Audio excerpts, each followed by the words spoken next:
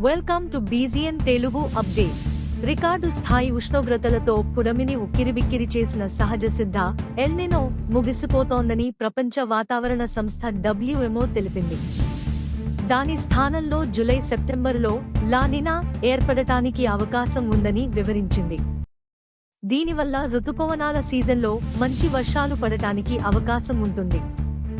ఈ ఏడాది ఏప్రిల్ అత్యంత ఉష్ణమయ ఏప్రిల్గా రికార్డు సృష్టించింది. దానికి ముందు వరుసగా 10 నెలల్లోనూ అదే పరిస్థితి నెలకొందని WMO పేర్కొంది. గడిచిన 13 నెలల్లో సముద్ర ఉపరితల ఉష్ణోగ్రతలు రికార్డు స్థాయిలో నమోదయ్యాయని వివరించింది. ఇందుకు ప్రధాన కారణం ఎల్ నినో అని తెలిపింది. మధ్య, తూర్పు పసిఫిక్ మహాసముద్ర జలాలు అసాధారణ స్థాయిలో వేడెక్కడం వల్ల ఈ పరిస్థితి తలెత్తుతుంది. దీనికి తోడు మానవ చర్యల వల్ల వాతావరణంలో, సాగరాల్లో పేరుకుపోయిన అదనపు శక్తి కూడా ఇందుకు కారణమని WMO పేర్కొంది. బలహీనంగా ఉన్నప్పటికీ ఇంకా కొనసాగుతున్న ఎల్ నినో వల్ల భారత్, పాకిస్తాన్ సహా దక్షిణాసియాలో కోట్ల మంది ప్రజలు ఈ ఏడాది ఏప్రిల్, మే నెలల్లో తీవ్ర వేసవి తాపాన్ని ఎదుర్కొన్నారు. ఈ ఏడాది జూన్-ఆగస్టులో తటస్థ పరిస్థితులు నెలకొనడానికి గాని, లా నినా ఏర్పడటానికి గాని అవకాశాలు 50% వరకు ఉన్నాయని WMO వివరించింది.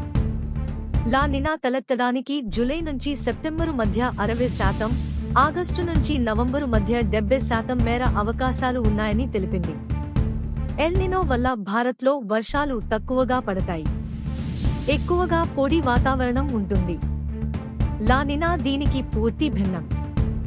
ఈ వాతావరణ పోకడ వల్ల వర్షాకాలంలో వానలు పుష్కలంగా పడతాయి.